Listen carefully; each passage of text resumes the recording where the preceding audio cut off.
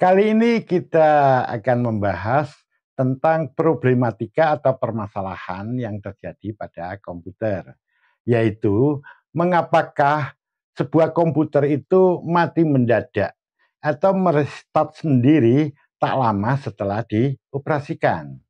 Jadi kejadiannya semacam ini.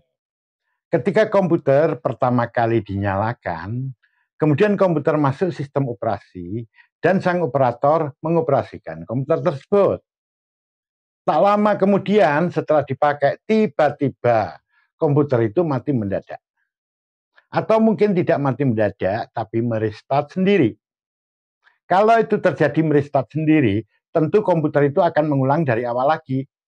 Yaitu dia akan masuk sistem operasi lagi. Misalnya sistem operasinya Windows. Dia masuk ke Windows. Nah, setelah masuk ke Windows ini, sang operator mengoperasikannya lagi. Namun, tak lama kemudian dia merestart lagi. Kejadian merestart ini bisa berulang-ulang. Apa sebenarnya penyebab komputer bisa mati mendadak atau merestart berulang-ulang? Penyebabnya cukup banyak. Ingat, cukup banyak ya. Kali ini yang kita bahas adalah untuk komputer-komputer, baik itu yang tipe desktop, yaitu komputer yang bisa dipakai di kantor-kantor itu, atau untuk laptop atau untuk server. Yang kita bahas adalah komputer-komputer semacam ini yang sudah lama dipakai, misalnya sudah berumur 1 tahun atau lebih. Yang tadinya komputer itu normal-normal saja, tapi tiba-tiba terjadi proses yang semacam itu.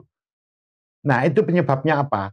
Itu salah satunya, kebanyakan penyebabnya karena kurangnya pasta atau berkurangnya pasta pada permukaan prosesor. Jadi seperti ini. Nah, ini contoh untuk komputer PC desktop. Nanti untuk yang laptop atau server sama saja ya. Pada permukaan prosesor ini biasanya ada pasta. Nah, kemudian di atas prosesor ini dipasangkan heatsink semacam ini. Untuk laptop heatsinknya beda ya. Jadi ini dipasangkan heatsink semacam ini. Nah, yang menyebabkan tadi komputer restart sendiri atau dia mati mendadak adalah pasta yang ada pada permukaan prosesor itu sudah mulai berkurang, misalnya mengering ya. Nah, bagaimanakah prosesnya bisa terjadi mati secara mendadak atau restart sendiri? Nah, di sini saya memiliki prosesor, ini adalah tipe laptop. Kalau untuk yang laptopnya itu kelihatan ya core-nya, sedangkan yang ini adalah untuk desktop. Nah, untuk server mirip kayak begini. Di mana di atas core ini ada logamnya semacam ini yang dikenal dengan nama IHS atau Integrated Heat Spreader. Nah, proses terjadinya semacam ini. Ini proses transfer panas ya dari core prosesor menuju ke heatsinknya. Seperti ini. Ketika komputer itu pertama kali dinyalakan, maka core ini akan bekerja. Tak lama setelah komputer dinyalakan, core ini akan panas. Dan panasnya sangat panas, bisa mencapai 100 derajat atau lebih. Kalau kita biarkan seperti itu, itulah yang menyebabkan komputer itu nanti menjadi merestart sendiri atau mati mendadak. Kalau ini terjadi terus-menerus dan kita biarkan, bisa mengakibatkan kerusakan daripada prosesor itu sendiri. Nah, panas yang tadi dikeluarkan oleh core ini akan disalurkan ke IHS, yaitu logam yang ada di sini. Jadi IHS logamnya itu akan menyerap panas yang berasal dari core prosesor tadi. Karena IHS ini langsung bersentuhan dengan heatsinknya, maka panas yang ada pada permukaan IHS ini akan diserap oleh heatsink ini.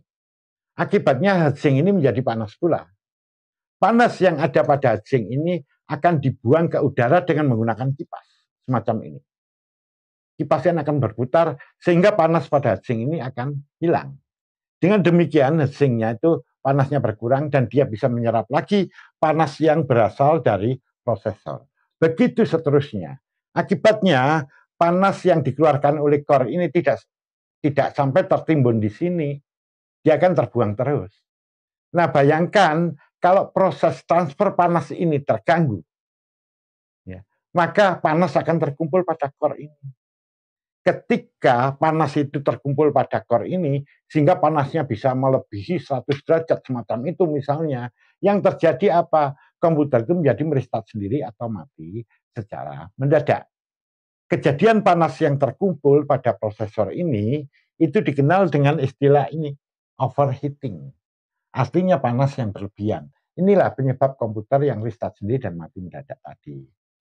Nah, biasanya kalau pasta yang ada pada permukaan prosesor ini mulai sudah berkurang, maka proses transfer panasnya akan terganggu. Ya. Karena pasta itu berfungsi untuk membantu penyaluran panas dari prosesor ini menuju casingnya. Bagaimanakah mekanismenya? Itu bisa dijelaskan sebagai berikut. Pada permukaan prosesor ini, yaitu pada IIS-nya, itu terlihat seakan-akan rata. Rata betul. Padahal aslinya tidak begitu. Dia tidak rata betul. Begitu juga pada permukaan bawah dari heatsink-nya ini. Seakan-akan dia rata, padahal tidak. Nah, nanti kan prosesor itu akan melekat pada heatsink-nya kayak begini. Nah, bisa saya gambarkan semacam ini. Misalkan ini adalah heatsink-nya, saya gambarkan heatsink-nya, dan ini prosesornya. Maka pertemuan antara heatsink dengan prosesor itu, permukaannya nggak rata. Seperti yang saya gambarkan ini ada kayak lubang-lubang kayak begini ini. Jadi persentuhan mereka hanya terjadi pada titik-titik tertentu. Sedangkan yang saya gambarkan kosong ini tidak melekat. Akibatnya panas yang berasal dari prosesor ke heatsink ini akan terganggu karena dia hanya terjadi pada titik-titik tertentu. Ini yang mengakibatkan panas yang dikeluarkan oleh prosesor itu tidak bisa tersalur sempurna ke heatsink-nya. Ini loh yang mengakibatkan panas nanti akan tertimbun pada core-nya ini. Ya, yang nanti akan menyebabkan kalau sudah terlalu panas menyebabkan restart dan mati mendadak tadi. Nah, agar proses transfer panas dari core prosesor tadi menuju casing-nya itu bisa sempurna, maka di sini perlu bantuan pasta. Jadi pada permukaan prosesor, kalau saya berikan pasta, akan terjadi seperti ini. Tadi yang lubang-lubang yang kosong-kosong ini akan tertutup oleh pasta. Nah, pasta ini fungsinya adalah membantu proses transfer panas dari core prosesornya menuju ke heatsink-nya. Dengan cara seperti ini, maka proses transfer panas akan terjadi secara sempurna. Nah, pasta ini sebenarnya adalah sebuah konduktor, yaitu penghantar panas. Nah, contoh pasta itu kayak begini ya. Ini adalah pasta murahan yang saya punya. Kalau Anda beli, sebaiknya jangan ini ya, walaupun ini juga bisa digunakan, tidak masalah ya. Tapi cari yang kualitasnya lebih bagus. Ini pasta yang murahan, jadi murah kok harganya ini. Ya. Oke, di sini prinsipnya kalau pasta ini sudah mulai mengering, otomatis dia tidak bisa membantu penyaluran panas dari prosesor ke heatsink-nya. Jadi cara penanggulangannya bagaimana? Kalau sudah terjadi komputer semacam itu, silakan diperiksa, dibuka heatsink-nya ini, ya, kemudian dicek. Biasanya sih itu di sini akan mulai mengering. Nah, bersihkan pasta yang ada pada permukaan prosesor maupun pada permukaan heatsink-nya. Setelah bersih, gantikan pasta yang baru. Kemudian pasangkanlah secara sempurna. Dengan cara seperti ini, biasanya komputer sudah bisa bekerja secara normal karena proses transfer panasnya ini sudah tidak terganggu lagi. Nah, ingat di sini ya, proses transfer panas terganggunya tidak hanya karena akibat kekurangan pasta. Tidak hanya itu, kadang-kadang pemasangannya yang kurang rapat. Kalau pemasangannya kurang rapat, otomatis penyerapan panas dari prosesor gadgetnya ini tidak akan terjadi sempurna. Jadi pemasangannya harus rapat. Atau kendala yang lain, mungkin ada kerusakan pada penyangga heatsink ini. Misalnya ini ada yang retak atau patah, mengakibatkan dia tidak bisa terpasang secara sempurna. Sehingga perlekatan antara prosesor dengan heatsinknya tidak terjadi secara sempurna.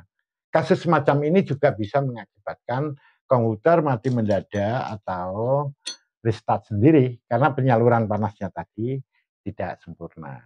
Nah, apakah penyebabnya hanya itu saja? Tidak, penyebabnya banyak sekali. Itu tadi hanya salah satu saja. Contoh, proses sering restart sendiri juga bisa terjadi karena permasalahan atau kerusakan pada PSU-nya, yaitu power supply unitnya. Atau mungkin karena adanya malware, yaitu program pengganggu seperti virus dan sebagainya. Dan masih banyak lagi penyebabnya. Jadi yang kita bahas tadi adalah apabila dia kekurangan pasta, biasanya terjadi pada komputer-komputer yang sudah berumur lama. Misalnya sudah setahun dipakai, 2 tahun dipakai, tiba-tiba terjadi kendala semacam itu, umumnya itu penyebabnya adalah. Oke, semoga bahasan ini bermanfaat bagi Anda. Kita ketemu pada sesi berikutnya.